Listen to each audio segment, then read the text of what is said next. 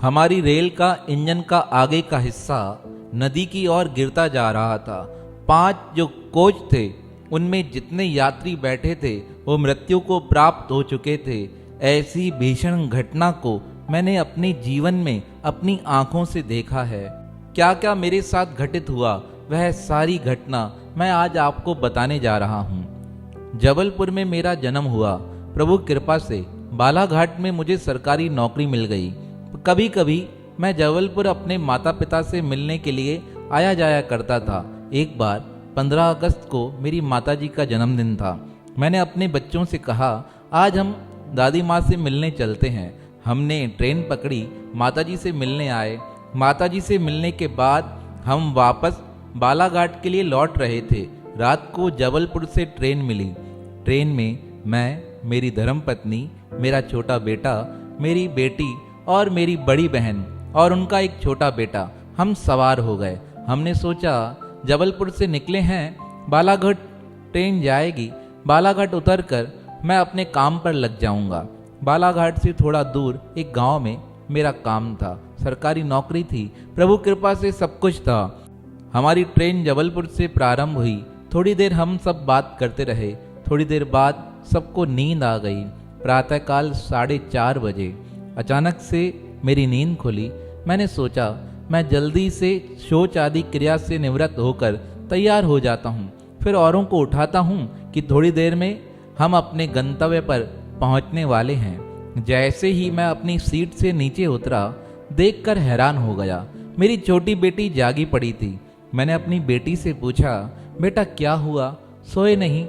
तब वह कहने लगी, पिताजी कल मैं स्कूल जाऊंगी ना तो यह सारा सामान लेकर जाऊंगी, नया पेन, नया बैग, नई कॉपियाँ, तो मेरी सहेलियाँ देखकर मुझसे बहुत प्रेम करेंगी। इस प्रकार मैं और मेरी बेटी आपस में बातें कर रहे थे। उसे समझाते समझाते थोड़ी देर सोने के लिए मैं पुनः ऊपर चला गया। मुश्किल से 20-25 मिनट व्यतीत हुए होंगे। अब जो मेरे साथ घटित हुआ उसने मेरे दिल को दहला दिया।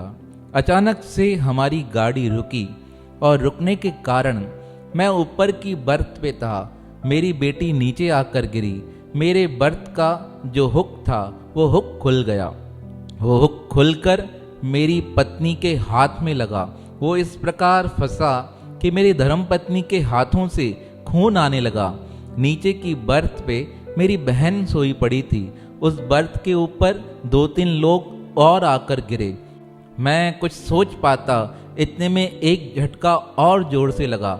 मैं हैरान हो गया, डरने लगा, हुआ क्या है, कहाँ आकर फंस गए हैं। मैंने आवाज़ें दी, उठो जल्दी उठो, तैयार हो जाओ। इस प्रकार मैं चिल्ला रहा था, तभी एक जोर से झटका लगा। उस झटके को महसूस कर ऐसा होने लगा कि हम तो मृत्यु को प्राप्त होने वाले हैं। मेरी आंखें बंद हो गई। मैंने परमात्मा को प्रार्थना करते हुए कहा, प्रभु रक्षा कीजिए, क्या हुआ है? ऐसा सोचकर मैं बोगी से गेट की तरफ जा रहा था। जैसे ही आगे बढ़ा, देखकर हैरान हो गया। हमारी ट्रेन एक ब्रिज पर अटक गई थी। हमारी ट्रेन के बिल्कुल समीप एक अन्य ट्रेन का एक्सीडेंट हुआ था। उस ट्रेन के जितने यात्री थे वह सब मारे जा चुके थे, क्योंकि हमारी ट्रेन का इंजन कुछ लगता है खराबी से टूट गया था। वह आगे की ट्रेन में जुड़ा। सामने वाली ट्रेन की 5 बोगियां बिल्कुल समाप्त हो चुकी थी। जिस कोच में हम बैठे थे उसके गेट का हिस्सा टूट चुका था। जहां बाथरूम होता है वह हिस्से समाप्त हो चुके थे। मैं देखकर डर गया। 5 बजने वाले हैं और ऐसी भयानक स्थिति। मैंने सोचा मैं अपने परिवार के साथ नीचे उतरने का प्रयास करता हूँ, लेकिन जैसे ही बाहर की तरफ झांका तो हैरान हो गया। बड़े बहाव से वहाँ नदी बह रही थी।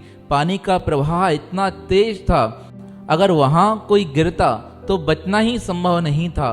सोचने लगा क्या हुआ, हमारी ट्रेन कहाँ रुकी है। तभी पीछे की तरफ नज़र दौड़ाई तो हमारी ट्रेन आधी कट चुकी थी। आधी बोगियां पीछे की तरफ गिर चुकी थी। हमारा इंजन तो पहले ही नदी के ओर लटक रहा था। 2-3 बोगियां तो नीचे कब का गिर चुकी थी। लोग बचने का प्रयास कर रहे थे। तभी हमारे कोच में बैठा एक वृद्ध व्यक्ति दौड़ते हुए आया, कहने लगा, जल्दी हटो, मुझे जाना है। और इस प्रकार कहते हुए उसने गहरे पानी में छलांग लगा दी। जब उसने छलांग लगाई, मेरा दिल तो बैठ सा गया। मैं थोड़ी देर उसे देखता रहा, यह क्या कर सकता है। उसने बहुत तैरने की कोशिश की, पर वह उस भंवर में तैर नहीं सका। मेरी आंखों के समक्ष ही उसकी जीवन लीला समाप्त हो गई। आप सोच सकते हो, आंखों के सामने मृत्यु हो रही है, बहुत लोग मर रहे हैं, बहुत बचाने को चिल्ला रहे हैं, पर हमारे पास कोई साधन नहीं। तभी अचानक से जहां हमारी बोगी थी, उस बोगी के नीचे एक अन्य बोगी आकर टकराई। अब ऐसा प्रतीत हुआ कि जमीन की सतह पर वो बोगी खड़ी हो गई है। मैंने अपनी धर्मपत्नी से कहा, मैं कुछ प्रयास करता हूँ, अगर हमने प्रयास नहीं किया यहाँ से निकलने का तो हम सब यहीं समाप्त हो जाएंगे। मेरी धर्मपत्नी के हाथों से खून निकल रहा था। उसने बहुत मना किया, कुछ मत करो, परमात्मा के आश्रय रह जाओ, सब अच्छा होगा। मैंने कहा, पुरुषार्थ भी करना जरूरी है। इस प्रकार कहकर मैं कोशिश करते करते गेट से बाहर आया। जैसे ही बाहर निकल रहा था, हाथ में थोड़ी खरोच आ गई। मैं अपने कोच से नीचे उतरा। मुझे लगा कि जमीन का हिस्सा है, पर वह जमीन का हिस्सा नहीं, वह तो अन्य बोगी का एक हिस्सा था जिस पर मैंने पैर टिकाए। उस पर पैर टिकाते टिकाते मैं आगे की ओर बढ़ने लगा।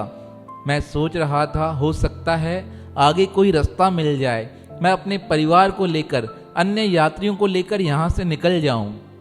धीरे धीरे करते करते मुझे मार्ग दिखाई देने लगा, क्योंकि जहाँ निष्ठा सच्ची हो, मन में दूसरों के प्रति भाव सच्चा हो, मैं सच कहता हूँ, परमात्मा स्वयं वहाँ आकर रास्ता दिखाते हैं। आज मेरे साथ भी यही हो रहा था।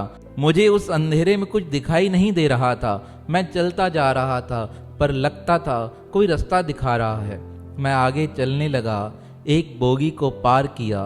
दूसरी बोगी से मुझे लोगों की चिल्लाने की आवाज़ें आ रही थी, पर मैं कुछ नहीं कर पा रहा था। धीरे धीरे मैंने देखा, जहाँ ब्रिज पर एक हिस्सा होता है जहाँ पर लोग रुक सकते हैं, मैं वहाँ तक पहुँचने का प्रयास कर रहा था। थोड़ी कोशिश में मैं वहाँ पहुँच गया। मुझे परिवार वाले देख रहे थे, कहीं मैं लटक ना जाऊं, मेरी मृत्यु ना हो जाए। मैंने वहां पहुंचकर आवाज देकर कहा, यहां आना संभव हो सकता है, बस थोड़ा मन को संभालना पड़ेगा। मेरी आवाज वहां तक पहुंच नहीं पा रही थी। मेरी छोटी बेटी रोती जा रही थी। छोटा बेटा तो क्या कहें, उसकी हालत देखकर मुझे ही रोना आ रहा था। पर फिर मैंने जोर से कहा, यहाँ तक पहुँचा जा सकता है। मेरी धर्मपत्नी ने इशारा करते हुए कहा, यहाँ आ जाओ। मैं वहाँ जाने को तैयार हुआ, लेकिन जब तक वहाँ पहुँचता, मैं क्या कह सकता हूँ, मेरी आँखों से आंसू आ रहे थे। मैं वहाँ पहुँचा। बहुत लोग निकलने का प्रयास कर रहे थे, जिसे जहाँ से रास्ता मिल रहा था कोशिश कर रहा था। मैं अपने परिवार के पास पहुँचा। मैंने अपनी धर्मपत्नी को आवाज़ देते हुए कहा, ऊपर से नीचे आने में 8-9 फीट की गहराई है, तुम छलांग नहीं लगा सकोगे। एक काम करो, मुझे एक ऐसा सामान दो जो तुम आराम से नीचे उतर सको। मेरी धर्मपत्नी और मेरी बहन ने कहा, ऐसा तो कुछ भी नहीं है, कहाँ से लेकर आए। तब मैंने कहा, कहीं से भी लेकर आओ, निकालो, प्रयास करो, हम नीचे उतर सकते हैं। जब मैं इस प्रकार कह रहा था, तभी अचानक एक दिव्य चमत्कार हुआ। मेरी धर्मपत्नी जो मेरी आवाज़ सुन रही थी, अचानक से उसके सिर पे एक कपड़ा गिरा। उसका ध्यान उस कपड़े की ओर गया तो वह एक बहुत बड़ी साड़ी थी। उस साड़ी को देखकर वह प्रसन्न हो गई। उसने साड़ी नीचे की ओर फेंकी। मैंने उसे कहा, साड़ी का एक हिस्सा ट्रेन की चैन के साथ बांध दो या सीट से बांध दो, जैसे कि यह मजबूती से पकड़ में आ जाए, फिर तुम धीरे धीरे करके नीचे आ जाना। मेरी बात मानकर वह सब धीरे धीरे मेरे कहे अनुसार नीचे उतरने लगे। मेरी धर्मपत्नी के हाथ में बड़ी चोट थी, जैसे तैसे करके वो नीचे उतरी। जहाँ स्थान पर हम खड़े थे वो बोगी भी हिल रही थी। लोग प्रयास कर रहे थे बचने का। मैंने अन्य यात्रियों को भी बचाने की कोशिश की, जितना संभव हो सका मैंने प्रयास किया, और धीरे धीरे प्रयास करते करते हम उस स्थान पर आ गए जहाँ पर ब्रिज को कनेक्ट किया जाता है, जहाँ पर पुल को जोड़ा जाता है। हम वहाँ आकर खड़े हो गए, मन ही मन परमात्मा को कह रहे थे, प्रभु रक्षा कीजिए। सवेरा होने वाला था। सारे स्थानों पर खबर फैल चुकी थी कि ट्रेन का एक्सीडेंट हुआ है। बहुत से लोग बचाने आए। जब प्रातःकाल हमने वह भयानक मंजर देखा, उस मंजर को अभी तक मैं भुला नहीं सकता हूँ। सब तरफ लाशें ही लाशें लटकी पड़ी थी। उस ऐसी भयानक स्थिति में अगर किसी ने हमें बचाया तो वह हमारे परमात्मा थे। अब बचाव कर्मी लोग हमारे पास आए, हमें वहाँ से निकाल कर बाहर लेकर आए। बाहर निकलते ही सर्वप्रथम मैंने अन्य लोगों को बचाने का प्रयास किया और परमात्मा से कहा, प्रभु आज अगर हम सुरक्षित वापस पहुंच पाए हैं तो यह आपकी ही कृपा है। आपकी कृपा के बिना कुछ भी संभव नहीं है। आज इतने सालों बाद भी अगर मुझे यह बात याद आती है तो मेरा दिल दहल जाता है। मेरी धर्मपत्नी के हाथों में अभी तक वह निशान है जो हुक आकर मेरी धर्मपत्नी के हाथों में लगा था। तो परमात्मा अपने भक्तों की हर संकट में रक्षा करते हैं। किसी न किसी रूप में प्रकट होकर अपने भक्तों को मार्ग दिखा देते हैं। किस प्रकार मेरी धर्मपत्नी के सर पे वह साड़ी आकर गिरी, और साड़ी किसकी थी, कौन छोड़कर गया, किसे पता नहीं। मैं तो यही मानता हूँ सब कुछ करने कराने वाले मेरे परमात्मा हैं। मेरा आपकी कृपा से सब काम हो रहा है। करते हो तुम कन्हैया, मेरा नाम हो रहा है। मेरा आपकी कृपा से सब काम हो रहा है।